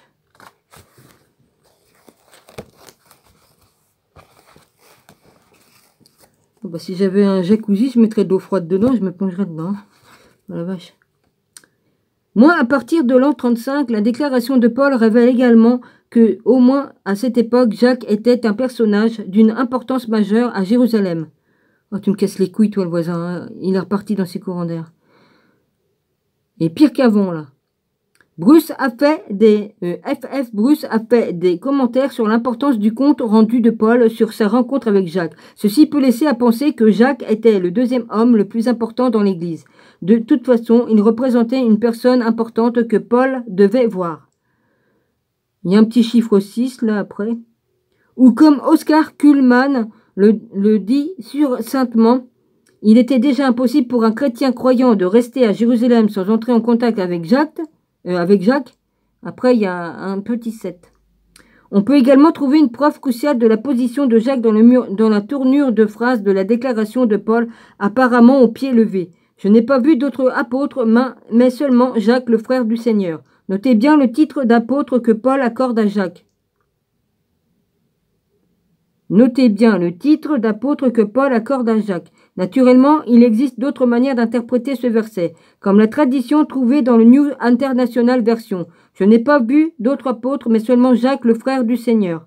On pourrait comprendre que Jacques n'était pas un apôtre, mais la grande majorité des spécialistes prend la déclaration de Paul au pied à la lettre, en signifiant que Paul considérait Jacques comme un apôtre au même titre que les 12. F.F. Bruce résume le débat.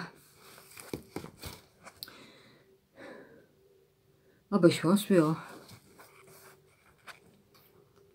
Que Paul utilise le terme apôtre pour... Oh, 12 et Jésus. Oh, il est reparti, ça y est. Il est reparti. J'ai pas... Ah non, je vais pas le faire avec les trucs comme ça, moi.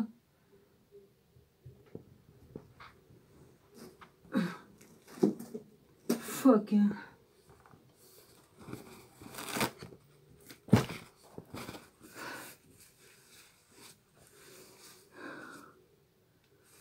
Ah, je veux bien que j'ai mangé du raisin, il y a du sucre dedans, mais quand même. Non, c'est pas ça, ça me le faisait bien avant. Putain, c'est pas possible ça. Oh la vache. Il y a les énergies de la Terre qui sont en train d'augmenter, alors il dit, puis il y a la planète machin là qui va passer bientôt, qui fait de l'énergie aussi. Oh punaise. Il y a les gens tous les personnes qui sont éveillées montent en énergie aussi. Oh la vache. Ouais. Alors, Paul montre certainement qu'il considérait Jacques comme un apôtre. Si on devait comprendre ces paroles d'une autre façon, elles pourraient être interprétées différemment, comme si Paul voulait dire « Je n'ai pas vu d'autres apôtres, mais j'ai vu Jacques le frère du Seigneur ». Mais c'est une construction moins naturelle, à la différence de Luc. Paul ne limite pas la désignation apôtre aux 12.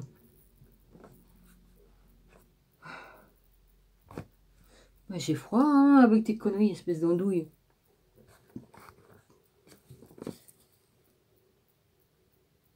Je boue et toi tu fais des courants d'air, abouti. Yeah, t'as vu, j'ai pas mis de baffe tout autour qui me dit, ah, il s'est rappelé de ça, bah dis donc. Je suis pas allé dans sa chambre pour aller voir s'il avait mis des baffes, et puis je me suis pas penché pour en regarder, hein.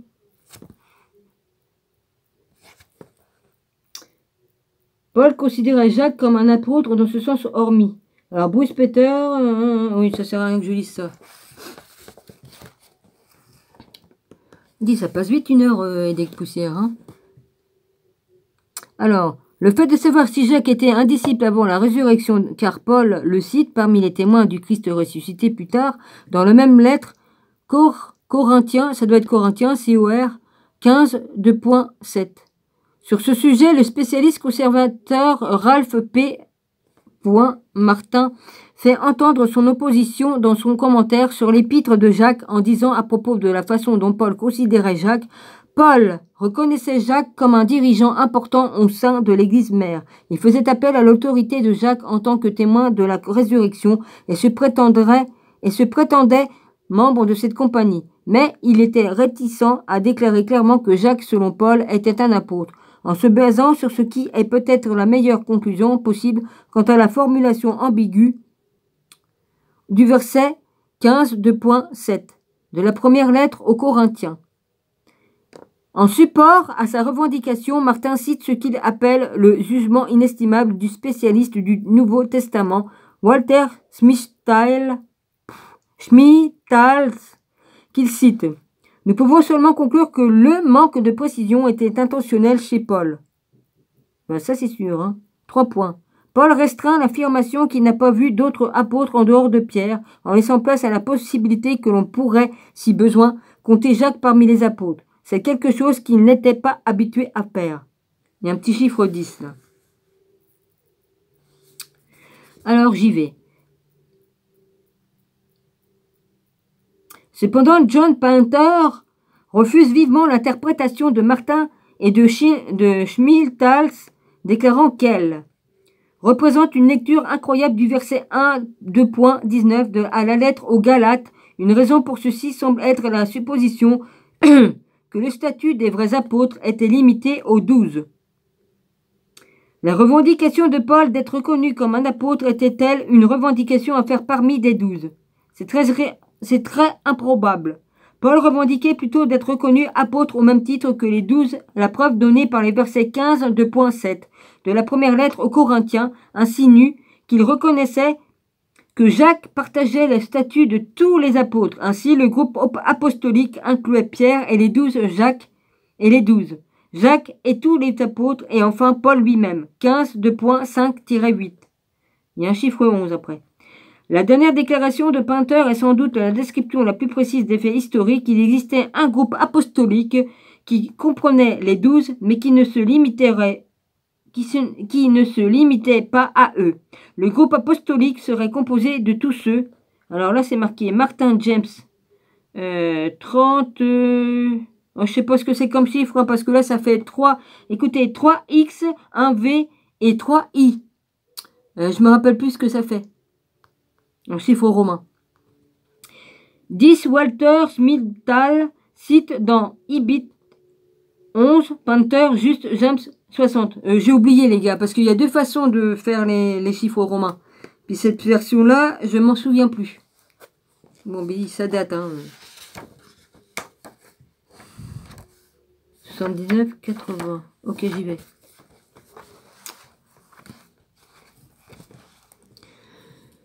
Qui avait vu le Christ ressuscité? Le critère selon Paul pour être un apôtre qui, selon la première lettre aux Corinthiens, était un groupe de plus de 500. Qu'il est apparu à Céphas, puis aux 12, ensuite il est apparu à plus de 500 frères à la fois. La plupart d'entre eux demeurent jusqu'à présent et quelques-uns se sont endormis. Ensuite il est apparu à Jacques, puis à tous les apôtres. Bah, c'est pourtant marqué, c'est Marie-Madeleine qui a été témoin, la première, de la résurrection de Jésus. Et puis admettons que la mère Marie était avec elle.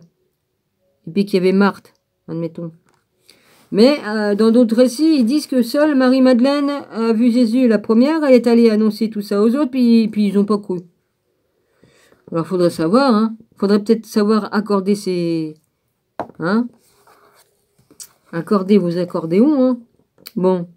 Pour résumer nos conclusions à ce stade, en plus du témoignage de Paul que Jacques était un apôtre important à Jérusalem, des tout premiers jours du mouvement chrétien, nous avons le témoignage corroborant de Luc qui dit que Pierre voulait que la nouvelle de son évasion de prison soit connue de Jacques et les frères, le plus vite possible. Acte 12, 2.17. Il est probable que l'utilisation du terme frère se rapporte ici à la communauté générale des croyants. Ah oui, j'ai oublié de dire un truc, mais je vous le dirai après, je vais finir ça. Plutôt qu'un frère de Jésus, comme c'est le cas également dans le verset 1, 2.15, des Actes et des Apôtres. En ces jours, Pierre se leva au milieu des frères, il était réuni au nombre d'environ 120 personnes. Et il dit, frères, il fallait que s'accomplisse l'écriture. Nous voyons ici que les frères de la toute première communauté chrétienne étaient un groupe d'un peu plus de 100 personnes. À Jérusalem, un chiffre sûrement réaliste et pas exagéré. Et il y en avait sûrement plus en Galilée. Bon, que ça s'en aille pas, mon truc que je voulais vous dire. Ma voisine, Miss Patate, comme elle est venue, j'avais dit de pas poser la serrure avant que je m'en occupe. Elle a fait une grosse connerie. Non seulement elle n'a pas pris le calibre, comme je vous ai dit dans l'autre, le même calibre. Hein. Elle n'a pas trouvé du 8 mm, donc elle a mis du 5 mm. Ou du 6, à tout casser.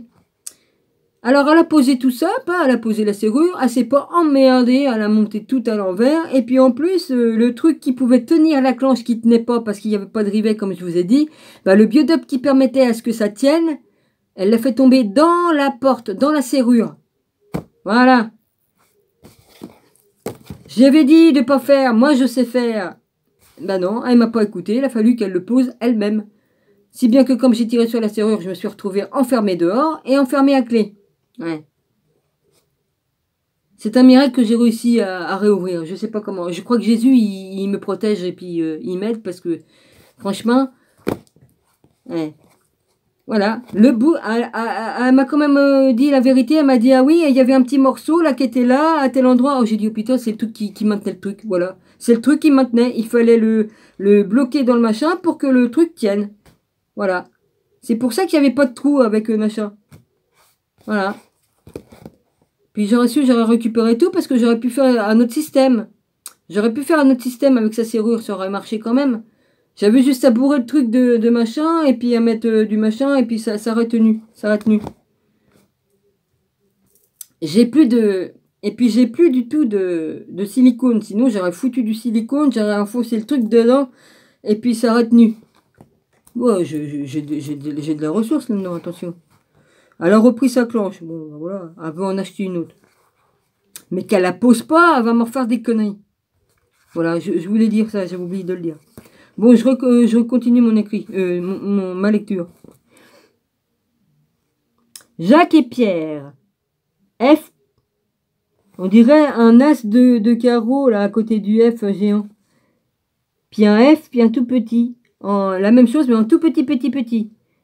Bruce attire notre attention sur une implication lourde de sens dans les paroles de Pierre. Annoncez-le à Jacques et aux frères. Cela implique que Jacques et les frères qui lui sont associés se rencontraient dans un endroit qui était différent de celui du groupe de Pierre, qu'ils appartenaient, pour utiliser le langage de Paul, à une autre maison religieuse. On peut en déduire que même tôt, Jacques était le chef d'un groupe au sein de l'église de Jérusalem et Pierre le chef d'un autre. Ben oui. Numéro 12. L'hypothèse, alors Bruce, peut-être, oui ça sert à rien, je vous lis ça. L'hypothèse de Bruce est contraire à ce qu'on pensait traditionnellement, à savoir que Pierre était l'unique chef de la première église. La grande majorité des spécialistes ont soutenu que Jacques avait succédé à Pierre à la tête de l'église de Jérusalem seulement après l'évasion du prison de Pierre, datée généralement entre 41 et 44, puisque Pierre aurait alors été un fugitif et aurait été obligé de fuir Jérusalem. Le verset 12 de point 17 des Actes des Apôtres a souvent été compris comme le passage de témoin de Pierre à Jacques. Après quoi, Pierre est devenu un missionnaire itinérant pour les Juifs de la diaspora, c'est-à-dire en dehors de la Palestine. Parmi les spécialistes actuels qui soutiennent ce point de vue, on retrouve les conservateurs Richard Bauckham, Ralph P. Martin et Luc Timothy Johnson, et également, ce qui est intéressant, l'extrême liberté, Gerb Luderman, John Panther et à nouveau la voix décidante témoignant en faveur d'une interprétation différente, puisque Panther se rebiffe contre le consensus, et puisque son explication est extrêmement significative, son raisonnement mérite d'être cité en entier.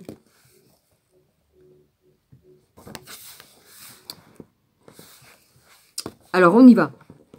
On a suggéré que le récit des Actes des Apôtres faisait le portrait de l'église de Jérusalem, dirigée d'abord par les apôtres Pierre à leur tête. Les versets, 3 points plus loin. Les versets 12.1-24 des Actes peuvent être lus comme une sorte de retour en arrière, visant à expliquer comment Jacques est arrivé à la tête. Hérode Agrippa avait fait exécuter Jacques, le frère de Jean, et Pierre avait été jeté en prison. On considère souvent que le verset 12.17 des Actes impliquait la passation de l'autorité de Pierre à Jacques. Mais si Jacques était déjà le dirigeant, il serait très naturel que Pierre s'en remette à lui. Cette lecture est au moins aussi plausible que celle qui considère que le message de Pierre est une passation de l'autorité dirigeante. Si c'est ce que Luc voulait transmettre, pourquoi Pierre ne retrouve-t-il pas la tête de l'Église quand il revient à Jérusalem ? Dans les Actes 15, Jacques est décrit comme le dirigeant de l'église de Jérusalem, même si Pierre est à nouveau là.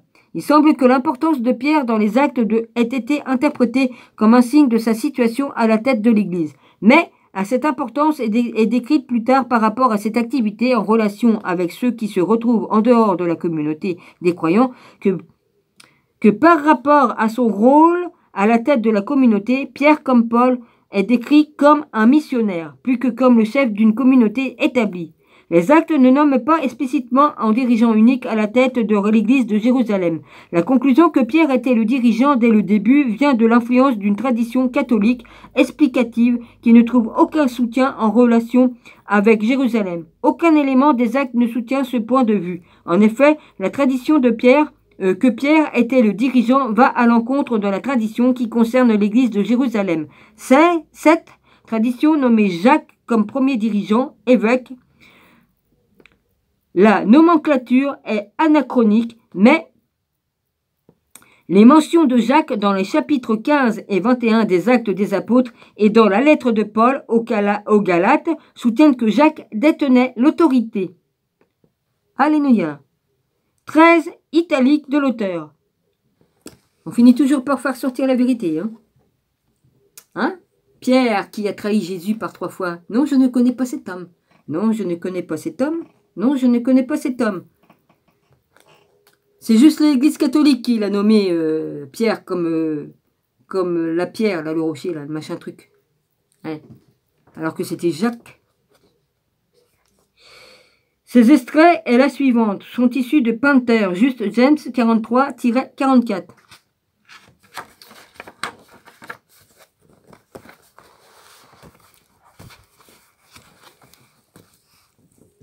Alors, nous examinerons la tradition de Jacques à laquelle Panther fait référence dans un chapitre suivant. Pour l'instant, notez bien que Panther est prudent et dit que son interprétation de rôle des dirigeants de Jacques au sein de l'Église dès le début est seulement au moins aussi plausible que l'interprétation qui prédomine et dit que Jacques a succédé à Pierre. Panther ajoute avec précaution. Oui, bon, moi, vas-y, hein. On verra bien. Dans les Actes des Apôtres à l'Épître aux Galates, le fait que Jacques soit l'unique dirigeant n'est pas explicite. Il est plus que probable que Jacques se trouvait au sein d'un groupe de dirigeants parmi lesquels il s'est fait remarquer dès le début comme le personnage principal et après une influence dominante. C'est sur cette base que la tradition de Jacques Ier, évêque de Jérusalem, a été développée. Il me fait chier, à chaque fois qu'il fait ses courants d'air, ça me gratte. Je me mets à me gratter. Il y a un truc qui me fout de l'allergie, hein. Un autre facteur qu'il faut prendre en compte pour évaluer les arguments en faveur du rôle précoce de Jacques comme dirigeant de l'église de Jérusalem est que Pierre ait peut-être toujours été un évangéliste itinérant, alors que Jacques est toujours décrit comme un enraciné à Jérusalem. Ceci est corroboré dans les premières lettres aux Corinthiens, dans lesquelles Paul défend avec enthousiasme son droit à être reconnu comme un apôtre contre les critiques qui nient ce fait. N'avons-nous pas, Paul et Barnabé, par le droit de manger et de boire, n'avons-nous pas le droit d'emmener avec nous une épouse croyante, comme les autres apôtres et les frères du Seigneur et Céphas? Ou bien, est-ce que moi, seul et Barnabé, nous n'avons pas le droit de ne pas travailler? 1 Corinthe. Je sais plus, Rabbi. COR, je sais plus. Bon, 1 Corinthe, 1 COR, point. 9-4-6. Corinthiens, il n'y a pas un T pour Corinthiens et puis pour je sais plus, Rabbi. Dis, je commence à fatiguer. Hein. Bon, certains ont dit que Paul met ici en opposition les frères de Jésus et les apôtres et donc que les frères de Jésus n'étaient pas des apôtres. Mais cette interprétation conduit nécessairement à la conclusion que Pierre n'était pas non plus un apôtre, puisque lui aussi est mentionné séparément des apôtres. Donc l'intention de Paul n'est sûrement pas de suggérer que les frères de Jésus n'étaient pas des apôtres, mais nous avons ici un élément qui soutient fermement que Pierre et les frères de Jésus étaient des évangélistes itinérants. Savoir si Jacques a également été un évangéliste itinérant ou s'il était basé de manière permanente à Jérusalem est une autre question. Ralph Martin témoigne en faveur d'évangélistes itinérants. Dans le verset 9.5 de la première lettre aux Corinthiens, on trouve une allusion aux frères du Seigneur, parmi lesquels Jacques doit certainement être compté. Là, on trouve une preuve que Jacques était connu. à Corinthe pour avoir représenté l'activité missionnaire. Bien sûr, il existe une grande différence entre représenter l'activité des missionnaires et prendre part à cette activité soi-même. En fait, la suggestion de Martin que Jacques ait représenté les activités de missionnaire correspond parfaitement avec l'image générale de Jacques que nous commençons à voir qu'il était le surveillant établi de l'église de Jérusalem. Celui qui effectivement présentait toutes les activités des missionnaires, il est difficile de croire que Jacques aurait pu s'acquitter de son rôle administratif de dirigeant de l'église de Jérusalem en étant occupé à une activité de missionnaire très étendue. Ceci nous amène à la conclusion définitive suivante de notre enquête. Au moins à l'époque où Pierre est devenu un missionnaire itinérant, si ce n'est plus tôt, Jacques se trouvait à la tête de toute la première communauté chrétienne à Jérusalem et au-delà. On peut aussi discuter du fait que le rôle de dirigeant de Jacques n'est pas explicite, ni dans les actes des apôtres, ni dans l'épître aux Galates. Simplement parce que c'était de notoriété publique, Luc et Paul ne suggèrent que tacitement le rôle du dirigeant de Jacques pour la même raison qu'ils ne l'ont pas présenté. La première fois qu'il est mentionné, c'était une évidence pour les lecteurs familiers avec la personne de Jacques et sa position, alors que la théorie du Penteur, à savoir que Jacques a toujours été le chef de Jérusalem, n'a pas encore convaincu la majorité des spécialistes. Elle est la plus sensée au vu des preuves trouvées dans la Bible et règle beaucoup de points de détail. Logiquement, ce serait la chose la plus naturelle, spécialement dans la société juive, qu'après la mort de Jésus, ce soit son frère aîné qui se retrouve à la tête de la communauté, en particulier si le rôle du Messie de Jésus était lié directement au fait qu'il descende du roi David. Le théologien allemand Ethelberg Stoffer a été le premier à défendre l'idée que les frères de Jésus et sa famille formaient une sorte de califat chrétien après sa mort. Une proposition pour laquelle on trouve de sérieuses preuves dans l'histoire et la tradition ultérieure de l'église de Jérusalem. Cependant, le verset 1.19 de l'épître aux Galates peut sembler déstabiliser toute théorie affirmant que Jacques dirigeait dès le commencement. Paul affirme clairement qu'il est allé voir Céphas à Jérusalem si Jacques était le chef reconnu pour 14 Martin James 34. Si Jacques était le chef reconnu pourquoi serait-il allé à Jérusalem dans le seul but de voir Pierre? Encore une fois, Pinter fournit une réponse plausible. Paul a peut-être choisi de voir Pierre car il était perçu comme mieux disposé à l'égard de la cause de Paul. Jacques, en tant que représentant de l'autorité, était trop important pour être ignoré et Pierre a pu lui présenter Paul. Ce n'est bien sûr qu'une spéculation de la part de Pinter, mais au moins son argument ajoute à la probabilité que Jacques, dès le commencement, était le chef et nous rappelle une fois encore comme il est difficile d'atteindre une certitude historique absolue. Jacques et la résurrection. Tournons-nous à nouveau vers la liste la liste fascinante de Paul des apparitions de la résurrection dans le verset 15 2.3-7 de la première lettre aux Corinthiens. Elle nous offre une autre preuve de la position de Jacques dès le commencement. Je vous ai donc transmis en premier lieu ce que j'avais moi-même reçu, à savoir que le Christ est mort pour nos péchés selon les Écritures. Numéro 4. Qu'il a été mis au tombeau, qu'il est ressuscité le 3e jour selon les Écritures. 5. Qu'il est apparu à Céphas, puis aux 12. Dans d'autres écrits, il ne marque pas au bout de 3 jours. Dans d'autres écrits, il marque au bout de 500 jours ou 50 jours. Enfin, je ne sais plus. Je vous le redirai parce que c'est dans le livre d'Enoch. Et puis dans les livres de Qumran, d'Amagadi, de Nag Hammadi. Bon, faut pas oublier que dans la Bible, ils ont fait des changements. Hein. Donc voilà, ça correspond pas, c'est obligé. Céphas, puis aux 12. 6. Ensuite, il est apparu à plus de 500 frères à la fois. La plupart d'entre eux demeurent jusqu'à présent, en quelques-uns se sont endormis. 7. Ensuite, il est apparu à Jacques, puis à tous les apôtres. 8. Et en tout dernier lieu, il m'est apparu à moi aussi, comme à l'avorton. La grande majorité des spécialistes s'accordent à dire qu'ici, Paul a préservé une liste traditionnelle qu'on lui avait transmise, comme Paul le dit lui-même dans le verset 3, Je vous ai donc transmis en premier lieu ce que j'avais moi-même reçu. Il s'agit d'une toute première liste et elle fournit les preuves essentielles que très tôt, peut-être même déjà à l'époque de la mort de Jésus, Jacques était considéré comme un apôtre. F.F. Bruce témoigne en faveur de ce fait.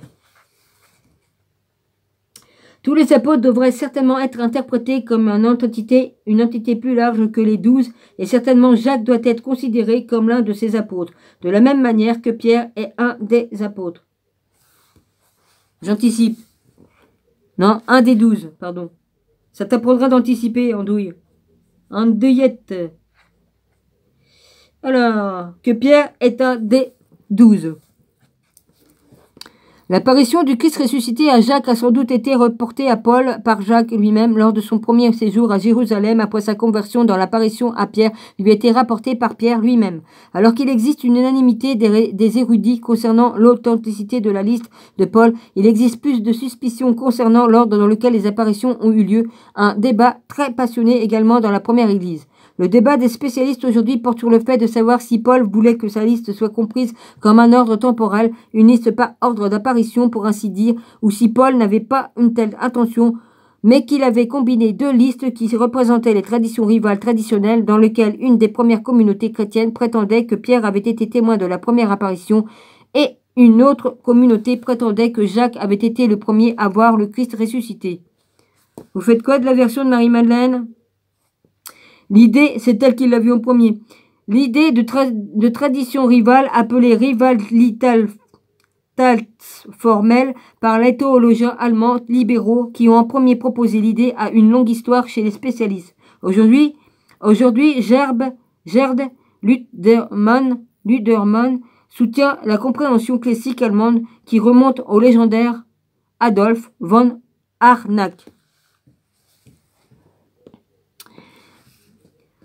La formule dans la première épître aux Corinthiens dépassait le fait que le disciple Jacques revendiquait.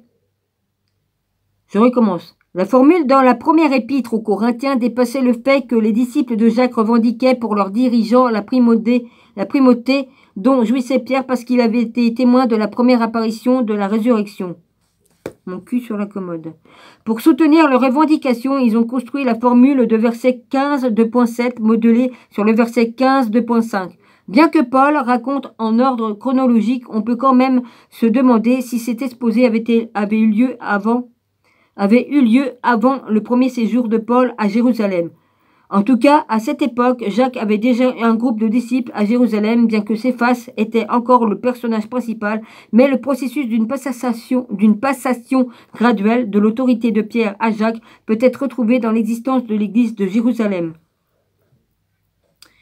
La communauté en faveur de Jacques à laquelle Ludermann fait référence soutenait probablement leurs revendications avec une œuvre apocryphe, l'évangile des Hébreux. Cet évangile fait la stupéfiante déclaration que Jacques a été le témoin de la première apparition de la résurrection et quand le Seigneur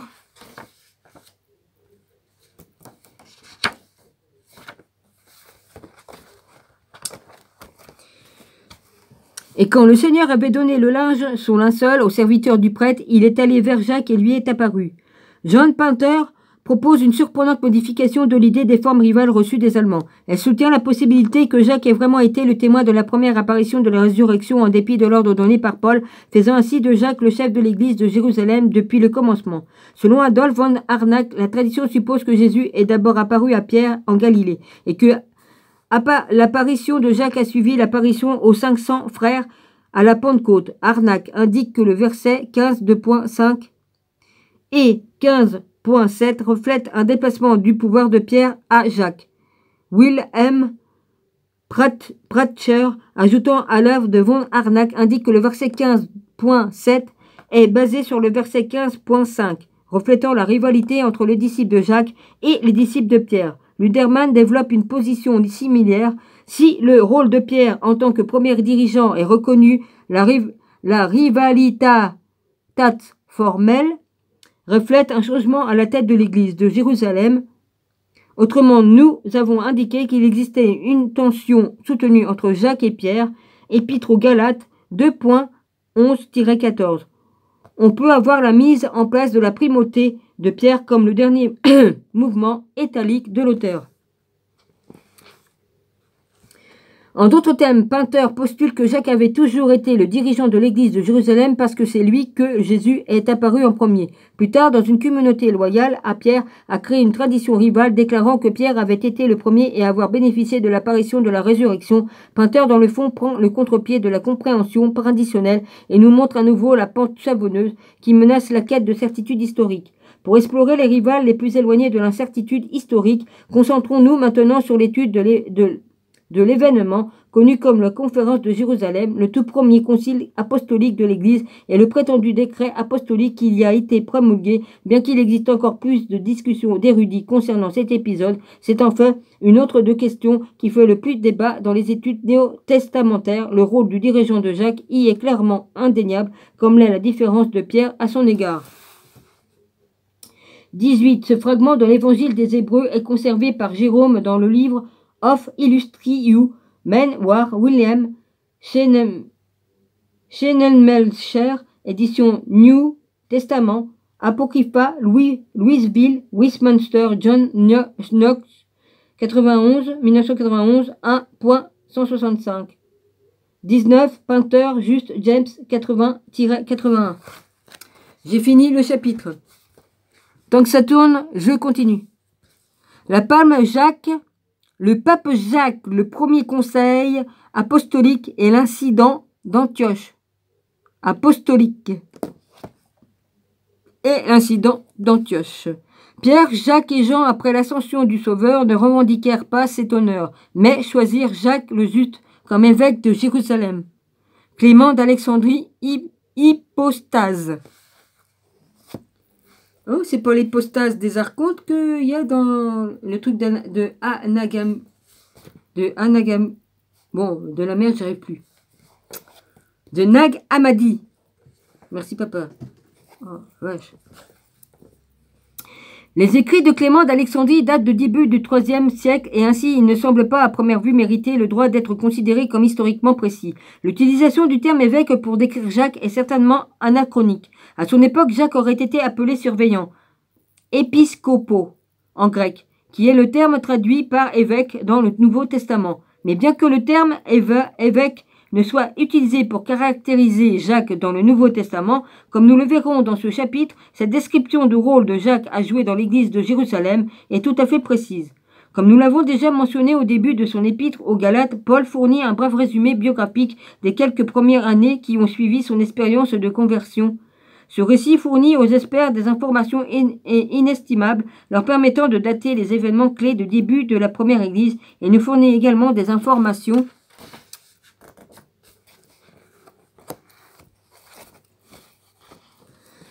importantes en ce qui concerne le rôle de dirigeant de Jacques. Les 2 premiers chapitres de l'épître aux Galates sont inestimables.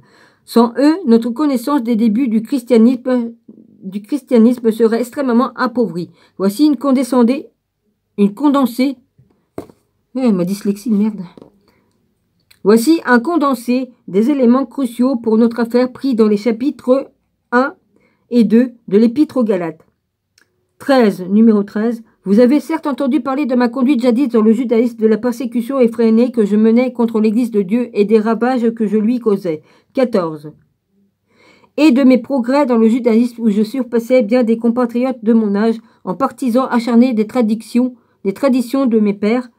Numéro 15. Mais quand celui-ci, dès le sein maternel, m'a mis à part et appelé par sa grâce daigné 16. Numéro 16. Révéler en moi son Fils pour que je l'annonce parmi les païens aussitôt sans consulter la chair et le sang. Numéro 17. Sans monter à Jérusalem, trouver les apôtres, mes prédécesseurs, et je m'en allais en Arabie, puis je revins encore à Damas. Numéro 18. Ensuite, après 3 ans, je montai à Jérusalem, rendu visite à Cépha, et demeurai auprès de lui 15 jours. 19. Je n'ai vu d'autres apôtres, mais seulement Jacques, le frère du Seigneur. Ensuite, au bout de 14 ans, je montai à nouveau à Jérusalem avec Barnabé et Tite, que je pris avec moi. 2. J'y montais à la suite d'une révélation et je leur exposais l'évangile que je prêchais parmi les païens, mais séparément aux notables, de peur de courir ou d'avoir couru pour rien. La question de savoir si Paul compte ses 14 ans dans le verset 2